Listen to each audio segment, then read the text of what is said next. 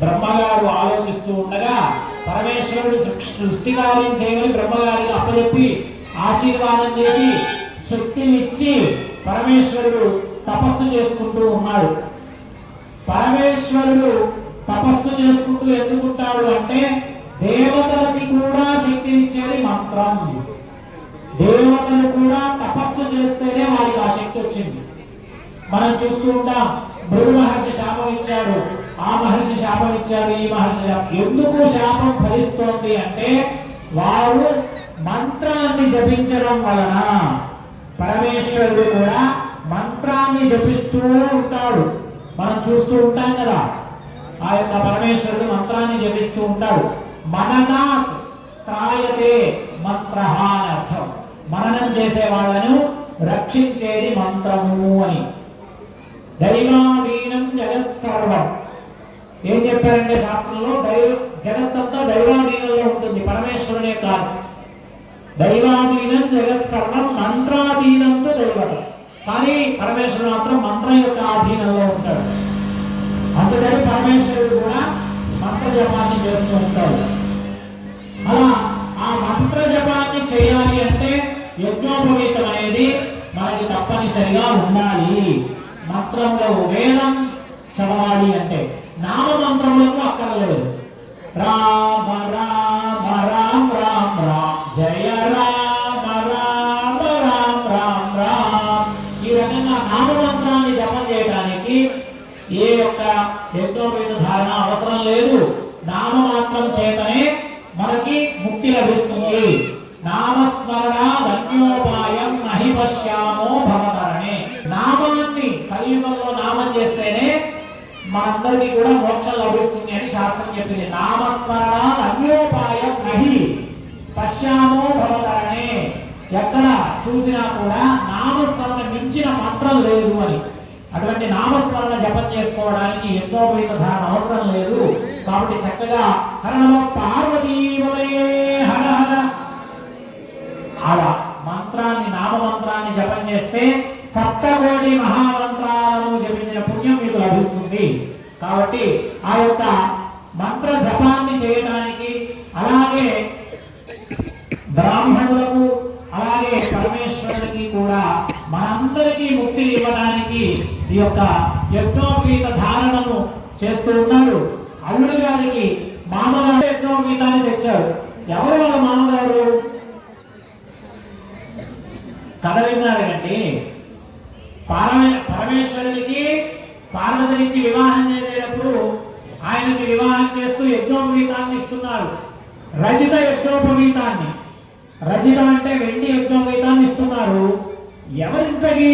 వాళ్ళ మామగారు దక్షుడా. ఆయన ఎప్పుడో యజ్ఞంలో చచ్చిపోయాడే. హిమవంతుడా హిమవంతుడా హిమవంతుడా మందరాజల శర్మ అని మందర పర్వతం కాదా? హిమాచల పర్వతమా మందర పర్వతమా? మందర పర్వతం అనుకుంది. మందర పర్వతం. పరమేశ్వరుని యొక్క మామగారు ఎవరు? హిమవంతుడేనా? సరే, అయితే హిమవంతుడు ఫిక్స్ చేస్తా ఉంటారు ఈసారి. కన్ఫ్యూజ్ చేస్తున్నా. సరే, పరమేశ్వరుని యొక్క మామగారు హిమవంతుడు ఈ యొక్క రజిత యజ్ఞోపవీతాన్ని తీసుకొని వచ్చారు. ఆ యొక్క రజిత యజ్ఞోపవీతాన్ని స్వామివారికి ధరింపజేస్తూ ఉన్నారు. ఓం భూః యజ్ఞోపవీతం ప్రతిష్ఠాపయామి.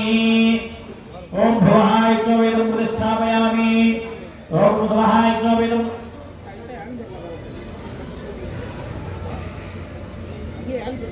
భూర్భువస్వాయుజ్ఞోపవీతం ప్రతిష్ఠాపయామి. యజ్ఞోపవీతాధిష్టానదేవతాభ్యో నమః.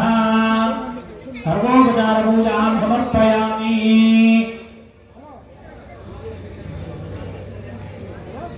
యజ్ఞోపవీతాధిష్టానదేవతాభ్యో నమః. సర్వోపచార పూజాం సమర్పయామి. ఇందాక నుంచి ఇక్కడ గొడవ పడుతున్నారు. హిమవంతుడి పార్వతీదేవి ఒక్కతైనా కూతురు అని. ఆయన ఎవరో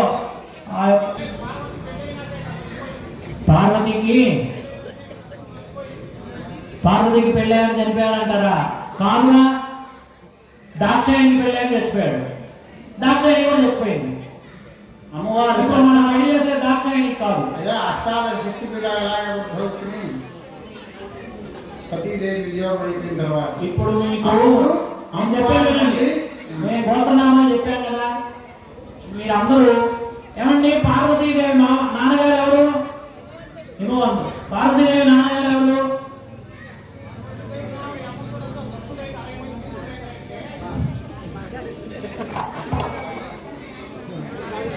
దక్షుడుగా. దాక్షాయణి నాన్నెవరు? మరి దాక్షాయణి నాన్నెవరు? దాక్షాయణి నాన్న దక్షుడు. పార్వతి వాళ్ళ నాయన పర్వతరాజు. హైమవతి అనే పేరుతో హిమవంతుడికి పుట్టింది. మళ్ళీ దక్షుడి భార్య దక్షుడి కూతురు దాక్షాయణి చనిపోయింది. దక్షుడు అయిపోయాడు, దాక్షాయణి అయిపోయింది. మీరు అక్కడే ఉన్నారు. మేము మాసం తర్వాత వచ్చి హిమవంతుడికి ఇచ్చి పెళ్లి చేస్తాం, హిమవంతుడి కూతురికి ఇచ్చి పెళ్లి చేసుకున్నాం. అంతేగా, మీ అందరికి క్లారిటీ ఉందిగా.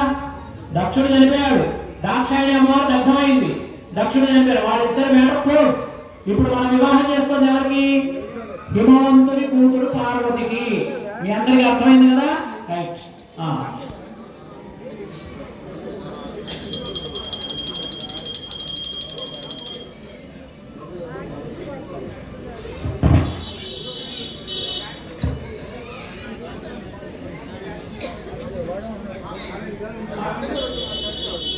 వచ్చిన యజ్ఞోపవీతాన్ని మనం ఇప్పుడు స్వామివారికి ధరింపజేస్తూ ఉన్నాము. హిమవంతుడు పార్వతీదేవి యొక్క తండ్రి ఆ యొక్క హిమవంతుడు. హిమవంతుడు తెచ్చిన యజ్ఞోపవీతం. యజ్ఞోపవీతం పరమ ఓం సంక్రాంతి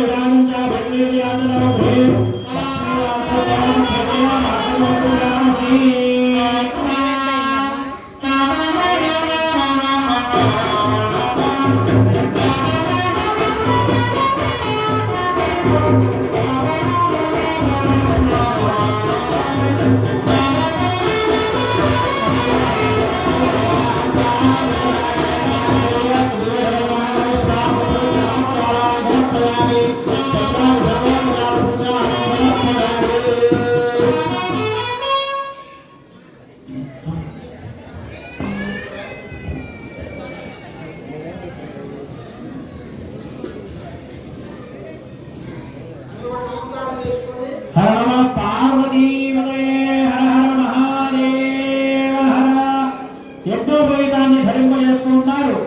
రజత యజ్ఞోపవీతం వెండితో తీయండి, పర్లేదు తీయండి.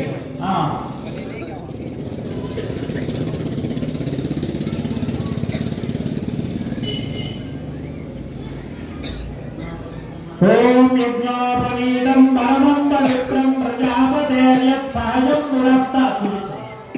ఆయుష్యమగ్రియం ప్రతిముంజ శుభ్రం యజ్ఞోపవీతం బలమస్తు తేజః.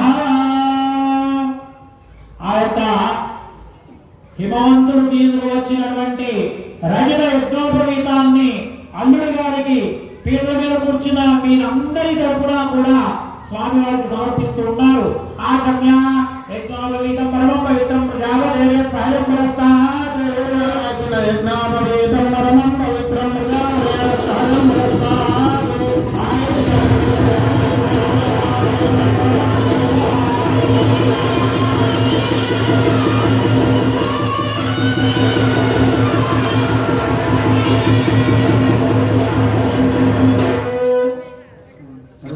తదనంతరం పార్వతీ కన్యావరణార్థం సప్తమర్జన్యగానుషైవ కర్మానుష్ఠాన బ్రాహ్మణానాహూయ భస్మరక్షణ బలదాంబూలాదిగం పురస్కృత్య హిమనుతం ప్రవదే చతుస్సాగర్య